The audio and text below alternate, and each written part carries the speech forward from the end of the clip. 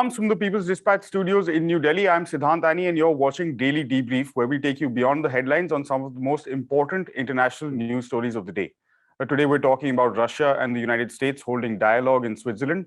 We have an update from Kazakhstan and a blow to human rights organizations in Egypt. First up, officials from Russia and the United States are holding security talks in Geneva, launching a week of diplomatic activity in Europe aimed at diffusing tensions around Ukraine. Russian Deputy Foreign Minister Sergei Ryabkov and his delegation arrived with a police escort at the US diplomatic mission in the Swiss city for Monday's face-to-face discussions with Wendy Sherman, the United States Deputy Secretary of State, and her team. The meeting started early in the morning GMT and is being seen as a possible first step towards rekindling of some kind of dialogue, with the pair's ties at a low point at this state. Prabir, good to see you, Prabir. Good to have you on the show, even though it is only virtually. Judging by reports coming in, diplomats on both sides are less than optimistic about possibilities of real progress. How do you view the situation? I think the fact that talking is important because for a long time, the US was really threatening sanctions and wasn't really willing to talk about what Russia wanted, that NATO's expansion eastward should be discussed, military installations on the borders of Russia should be discussed, and the fact that if Ukraine, for instance, enters NATO, that you would actually have installations of missiles, possibly NATO missiles directed at Moscow, which is really about 450, 500 kilometers from Ukraine's borders. So those are considerations because they really bring it so within, say, 3 to 5 minutes of missile range. And that's something which, of course, Russia has said is not acceptable to it. So the fact that it is not acceptable, the US response has been, this is a NATO call, it's a call of Ukraine, Russia has nothing to do with it. But considering that both sides have nuclear weapons, putting NATO's missiles, which could be nuclear missiles, and the US agrees that NATO partners could have access to nuclear missiles, in the sense that they could be positioned on their territories. This makes it obviously something which a country like Russia or a country like the United States, for example, when it happened in the 60s, would consider it something which is not acceptable.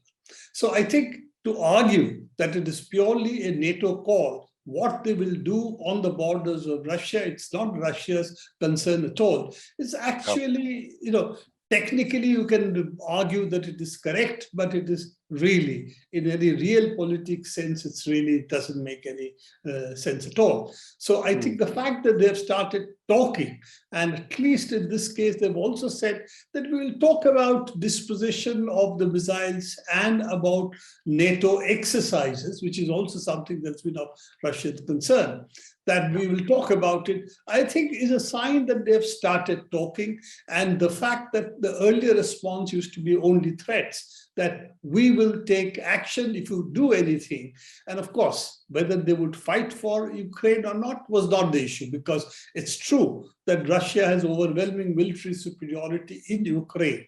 And it is not possible for Ukrainian forces without NATO forces to support it. And even NATO doesn't have the kind of forces available to it today in Europe to be able to counter a battle or a military engagement in Ukraine. So I think those were not credible positions anyway. So the fact that they have started talking now, I think is a very welcome sign. And hopefully the United States will also get off its high horse, that if anything Russia does they don't like, they will come out with sanctions and no negotiations are required, because after all, what the US says is what matters. So in that context, Prabir, what is the sort of continuing relevance of NATO in this region, in Eastern Europe in general? Well, actually, NATO really means the United States in Europe. That's what it really is. That's why it's called the North Atlantic Treaty Organization. It's a force projection of the United States in Europe, which the Europeans, at least the West Europeans, wanted against the Soviet Union in the 60s, 70s, and so on. So with the 90s, this whole issue of NATO, that European countries getting into a military agreement with Russia, with the United States, is the fundamental issue. Who is it against? And till date, we do not know, as far as this military pact is concerned, who it is against. So it seems to be that the gendarme of the US government, and the so-called NATO partners being really junior partners, as we saw in Afghanistan, when United States called it a NATO force, but when they withdrew, it was a US withdrawal. And the NATO partners had only to say yes, they had no other role. So given that it is really US in Europe, and now yes, US on the borders of Russia is what bothers Russia. At one point, you could have argued that was Western Europe's protection against Soviet Union. Now it's really Russia saying, well, you've come to our borders now. What is the purpose of NATO and who is it directed against? And I think that's a central question NATO has yet to answer. Right. Right. So as Prabir said there, the reasons, I suppose, for the pessimism are mostly to do with the fact that both sides are pretty firm on their stance, and there doesn't seem to be too much movement or possibility of movement there, particularly from the Russian side here, because like you're saying, it is a matter that concerns them from a security perspective. All right. Thanks, Prabir, for that perspective. We'll, of course, keep an eye on talks and see what comes of it. There will probably be a joint statement at some point when things progress. I'll ask you to stick around for the next story, because we're talking about Kazakhstan, and some of these issues also translate into that part of the world. The update there is that Kazakh President Kasim Tokayev has said that the withdrawal of CSTO peacekeepers from the country will begin in 2 days' time. I quote now, overall, he said, the acute phase of the counter-terror operation is over. The situation is stable in all regions. Due to that, I am stating that the main mission of the CSTO peacekeeping forces has been successfully completed. A reminder that protests erupted in several Kazakh cities on January 2nd, escalating into mass riots with government buildings being ransacked in several cities a few days later. The violence left scores of people injured, with fatalities also being reported. Subsequently, the Kazakh President Tokayev had turned to the CSTO, which is a Russia-led security alliance, for assistance. Prabir is still with us. Prabir, first up, just for some context for our viewers who may not be familiar with the region, what is the significance of Kazakhstan, and why are we looking at these protests so closely? Well, look, Kazakhstan is a large country, apart from being perhaps the largest country in Central Asia. If you take out the China and Russia, not parts of Central Asia, it would be the largest country. It is the 9th biggest country in the world by land area, and it is also the largest landlocked country in the world. So it has, of course, size. Population is low, it's about 20 billion. It has a very large reserves of oil as well as uranium. It's in fact the largest uranium producer in the world. So Kazakhstan punches well above its weight in terms of the mineral wealth it carries and the amount of exports therefore it is doing. The problem that is there in Kazakhstan, which is why it blew up in this period, was because suddenly the oil price was raised twice, almost two times what it was. And people over there do use liquid petroleum gas, LPG as we call it, extensively in terms of vehicles. So this was a huge issue for them, and therefore they took to the streets. Now, while initially it appeared to be really fueled by this unrest, that should have been settled very quickly, because after all, the Kazakh government responded by dropping the oil prices back to what it was. But it also sort of snowballed into anger against the leaders of Kazakhstan. And it's a fact that it has been led by oligarchs who have accumulated very large amount of wealth. And Nur Sultan Nazarbayev, who's been in leadership for more than 30 years. And his various close people close to him. So there has been that anger. The question, of course, is that did it also allow other forces to play? And it is a fact that, for instance, Mukhtar Ablazayev, who's ran off from Kazakhstan with apparently $6 billion of money looted from a bank that he was heading. He is now holed up in Paris, and he claims that all the people are consulting him on what to do. Now, of course, we can take this with a pinch of salt, but there are reports and visuals which show that cars were distributing arms. And we also have the cases of security forces being killed, and a couple of them were beheaded. Now, that doesn't seem to be normal protest. Of course, government facilities being attacked and so on, but all of this is there. So it does appear that there were other forces also at play. and how much of it was really our old players, the NATO, the Color Revolution Brigade, or was it more people who were fishing in troubled waters, people like Mukhtar Ablazaev and others? All this we have to see. And is there a Turkish connection here? Is it also a lot of the ISIS, Al-Qaeda forces who are also available in this region, some of them getting into Kazakhstan and trying to spin off a local revolt? All these are open questions as of now. But I think the important part is that it seems that they've restored normalcy. Almaty still has some pockets of resistance. Probably it will be wrapped up in a day or two. There is also the other issue that internal to the government itself, the security chief has been charged with treason.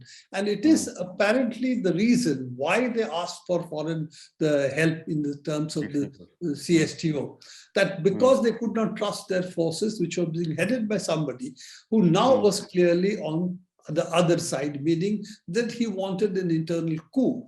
Does that internal coup mean it was for Mukhtar's benefit, Mukhtar Ablazaev's benefit? Was it for his own benefit? None of this we know as of now. Is it that Nur Sultan Nazarbayev wanted Qasim Tokayev to be replaced? None of them is clear at the moment. This will become clear as the time progresses, but it is very clear that restoration has taken place in the sense that order is being restored. I don't think Kazakhstan faces any further existential crisis as of now. And the CSTO had played a very important role, which means that Russia is now seen to be, by the players in the region, a stabilizing force. We saw that earlier when Armenia and Azerbaijan went to war over Nagorno-Karabakh. And at that time also Russia played the peacekeeper. It in fact has peacekeepers in Nagorno-Karabakh itself. So all of that sees that Russia has come back in Central Asia. And it also shows us that as Afghanistan's withdrawal, NATO's withdrawal from Afghanistan is going to be the harbinger, possibly, of regional players trying to bring stability to their regions and not look for external forces. We are seeing that also in West Asia. You see, for instance, Saudi Arabia, Iran, United Arab Emirates, and even Turkey entering into discussions and negotiations with Armenia, Azerbaijan earlier, now with Kazakhstan. We see also a kind of regional dispositions taking place where people are deciding in the region how to work out their future and particularly their own security. And I think that is a very important step. And if this is what happens in the different regions of the world, I think we are going to see a much more peaceful resolution to the problems because everybody has a stake in peace. It's only people far away who don't have a stake in your region's peace. Absolutely. So you do then clearly view this sort of relatively successful intervention by a multilateral treaty organization as a positive step then? You see, if the regional players and they intervene, then I think it's much more likely to be fruitful. Even in Afghanistan, we have always argued in this and other discussions that Afghanistan needs to be resolved by all the regional players trying to stabilize it, not by countries from 12,000 kilometers away, trying to parachute soldiers and trying to bring it into whatever direction they think is right. That doesn't work. It's the neighbors. And I think more than a multilateral force, what is important is it's the neighbors who have intervened. Russia is Kazakhstan's neighbor. They share a border, a very large border, in fact. So the fact that neighbors are stabilizing countries in their neighborhood, I think is the right way to look at how countries should really evolve when they have internal problems and how should countries look at what would be called the security internally and externally. I think it's a neighborhood concept that is very important. Absolutely. Thanks very much for that, Prabir, and hopefully we'll also ride out this current COVID-19 wave and have you back in studio very soon. Moving on to our final story of the day. One of Egypt's last independent human rights organizations, the Arabic Network for Human Rights Information, has closed down, according to a statement issued by the group, citing, of course, government persecution. Egypt's government has been engaged in a widespread crackdown on dissent for years and has stifled many of the country's civil society groups and jailed thousands of people. People's Dispatch's Abdul, who covers the region, is now with us for more. Abdul, first up, why was this? What was the role this organization was playing? This was an organization formed in 2004, much before the what we call Arab Spring, which basically created quote-unquote democratic regime. So it was functioning even during the previous government, which was considered to be authoritarian, primarily documenting all kinds of human rights violations against civilians, against human rights activists, against journalists. So, and apart from that, also fighting cases on behalf of those activists or civilians who could not afford to do it on their own. So basically, it was a classic example of a human rights organization, which basically works among the people, primarily to promote the human rights regimes and protect people's basically rights. Rights, which, liberties. yeah, that is the basic work. Right. So obviously, then it being forced to close down is a massive blow. In that context, can you give us a wider picture of human rights networks in Egypt and how they are functioning in the current circumstances? As you say, it is a massive blow to the human right, basically human rights in Egypt, primarily because this is not the one organization which has stopped functioning because of the state persecution. There are numerous other examples in last around 10 to 12 years since Sisi came to power in 2013 after the coup. Citing extremist elements, citing foreign funding, citing giving examples, basically citing reasons of a state's threat to a state and integrity of the state, as any classical authoritarian regime does anywhere in the world. They basically have cracked down on all kinds of civil society groups, opposition political parties.